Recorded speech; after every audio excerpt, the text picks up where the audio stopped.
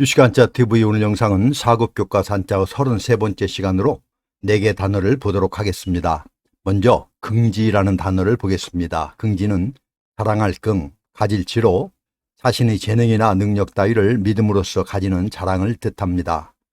자랑할 긍을 보겠습니다. 자랑할 긍은 창모와 이제 금이 합해진 글자입니다. 창모는 창을 그린 부수입니다. 금문을 보면 뾰족하게 난 창 끝과 긴 창대 오른편으로 손잡이가 그려져 있습니다. 소전에 이렇게 변해서 지금의 자형이 되었습니다. 이제 금은 새를 잡기 위한 덫을 그린 것으로 추정합니다. 덮개집이 한쪽에 다리를 고이고 끈을 연결하여 새가 덫에 들어가면 줄을 당겨서 새를 잡는 방식인데, 줄을 당겨야 하는 미묘한 시점이 바로 지금이라는 의미에서 이제, 지금이라는 뜻이 생겼습니다. 창모와 이제 금이 합해진 자랑할 긍은 새를 잡아 창에 꽂은 모습을 표현하여 자랑하다, 숭상하다의 뜻입니다. 후에 창에 꽂혀 있는 새가 불쌍하다는 의미로 불쌍히 여기다, 괴로워하다 등의 뜻으로 확장되었습니다. 가질지를 보겠습니다. 가질지는 손수와 관청시가 합해진 글자입니다. 관청은 나랏일을 하는 곳인데 여기에 손수가 더해져서 나랏일을 관장하고 유지해 나간다는 의미입니다. 지키다, 유지하다, 지니다 등의 뜻입니다. 그래서 긍지는 자랑할 긍, 가질 지로 자신의 재능이나 능력 따위를 믿음으로써 가지는 자랑을 뜻합니다. 나태라는 단어를 보겠습니다. 나태는 게으를 나, 게으를 태로 게으르고 느린 것을 말합니다. 게으를 나를 보겠습니다. 게으를 나는 마음심과 의지할 뇌가 합해진 글자입니다. 의지할 뇌는 묶을 속과 칼도, 조개 폐의 합자인데, 묶을 속은 전쟁이나 여행 등을 하기 위하여 식량이나 물품 등을 담은 자루를 묶은 모습입니다. 묶다, 결박하다, 묶음 등의 의미입니다. 의지할 뇌는 여행을 가기 위해 짐을 싼 이외에 칼과 돈을 가지고 있는 것을 표현하였습니다. 돈이나 칼에 의지하다, 의뢰하다 등의 의미입니다. 게으를 나는 여기에 마음심을 더하여서 남에게 의지하는 마음이나 성격을 말하는 것으로 게으르다, 의욕이 없다 등의 뜻입니다. 게으를 태를 보겠습니다. 게으를 태는 별태와 마음심이 합해진 글자입니다. 별태는 여러 가지 해석이 있지만 탯줄과 뱃속의 아기를 그린 것이라는 설명이 가장 이해하기가 쉽습니다. 탯줄에 연결된 태아를 그린 것입니다. 옛날에는 임신이 별의 기운과 같은 천기를 받아 이루어진다고 생각해서 별태가 되었습니다. 아이벨태라는 글자는 몸에 별의 기운을 받아 잉태한 것을 표현하였습니다. 처음 시는 여자가 임신하는 것이 생명의 시초라는 의미로 처음이라는 의미입니다. 아이를 가지면 행동이 느릿느릿하고 평소보다 일을 조금밖에 하지 못해서 태만하게 보였겠죠. 심리를 나타내는 마음심을 더하여 게으를 태가 되었습니다. 게으르다, 거만하다, 깔보다 등의 뜻입니다. 그래서 나태는 게으를 나, 게으를 태로 게으르고 느린 것을 말합니다. 다음은 다원사회라는 단어입니다. 다원사회는 마늘따, 으뜸원, 모일사, 모일회로 개인이나 여러 집단이 기본으로 삼는 원칙이나 목적이 서로 다를 수 있음을 인정하는 사회를 말합니다. 마늘다를 보겠습니다. 마늘다는 육다롤이 2개가 합쳐진 모습입니다. 지금은 변하여 저녁석이 되었지만 고기를 쌓아놓은 모습으로 많다라는 의미가 되었습니다. 두텁다, 겹치다 라는 뜻도 가지고 있습니다. 으뜸원을 보겠습니다. 으뜸원은 각골문을 보면 사람의 옆모습에 머리를 크게 키워서 그린 모습입니다.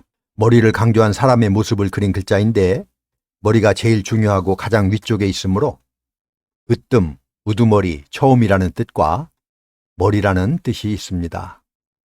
모일사를 보겠습니다. 모일사는 신에게 제사를 지내는 제단을 의미하는 보일시와 흑토가 합해진 글자입니다. 그래서 원래 모일사는 토지신을 나타내는 글자였습니다. 이후 토지신에게 제사를 지내기 위해 사람들이 모이는 것에서 모이다라는 뜻이 생겼습니다. 모이다, 단체, 모임, 제사를 지내다, 토지신 등의 뜻이 있습니다. 사직은 고대 중국에서 나라를 세울 때 임금이 단을 쌓아 제사를 지내던 토지신과 곡식의 신을 의미하는 것입니다. 모일회를 보겠습니다. 모일회는 각골문은 이런 모습입니다. 윗부분은 지붕을, 중간은 창고를, 아랫부분은 창고에 문을 그린 것으로 여러 종류의 물건을 함께 저장해 놓은 것에서 모으다, 만나다라는 의미가 생겨나게 되었습니다. 또 훌륭한 사람을 두루 모아서 할 수 있다라는 의미도 생겼습니다. 그래서 다원사회는 만을따, 으뜸원, 모일사, 모일회로 개인이나 여러 집단이 기본으로 삼는 원칙이나 목적이 서로 다를 수 있음을 인정하는 사회를 말합니다. 방종이라는 단어를 보겠습니다. 방종은 놓을 빵, 늘어질 종으로 규범이나 규율을 무시하거나 절제함이 없이 제멋대로 행동하는 상태에 있는 것을 말합니다. 놓을 방을 보겠습니다.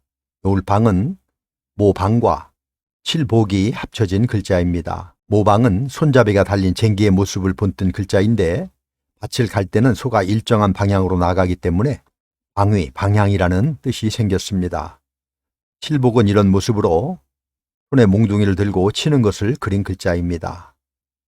놓을방은 죄인을 때려서 변방으로 내쫓는다는 의미를 가지고 있는데 죄인을 중앙에서 멀리 추방하던 형벌에서 기인한 글자입니다.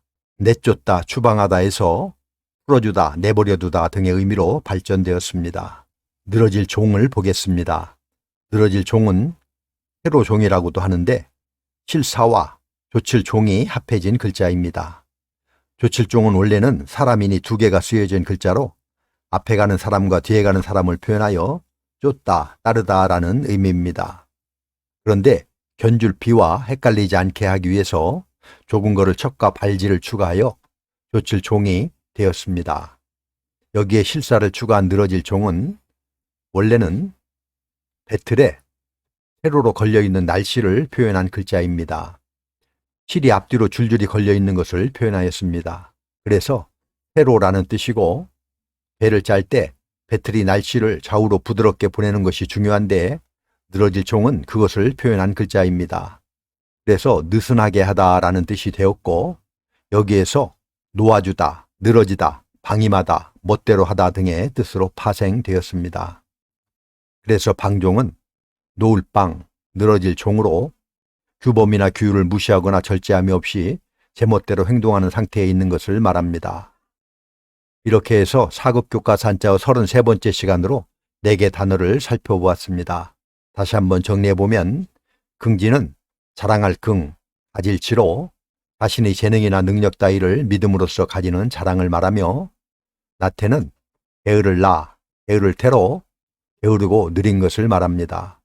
다원사회는 만을 따, 으뜸원, 모일사, 모일회로 개인이나 여러 집단이 기본으로 삼는 원칙이나 목적이 서로 다를 수 있음을 인정하는 사회를 말하고 방종은 놓을 빵, 늘어질 종으로 규범이나 규율을 무시하거나 절제함이 없이 제멋대로 행동하는 상태에 있는 것을 말합니다. 그럼 우리 같이 한번 써보도록 하겠습니다. 다음 시간에도 계속해서 사급교과산자어를 보도록 하겠습니다. 감사합니다.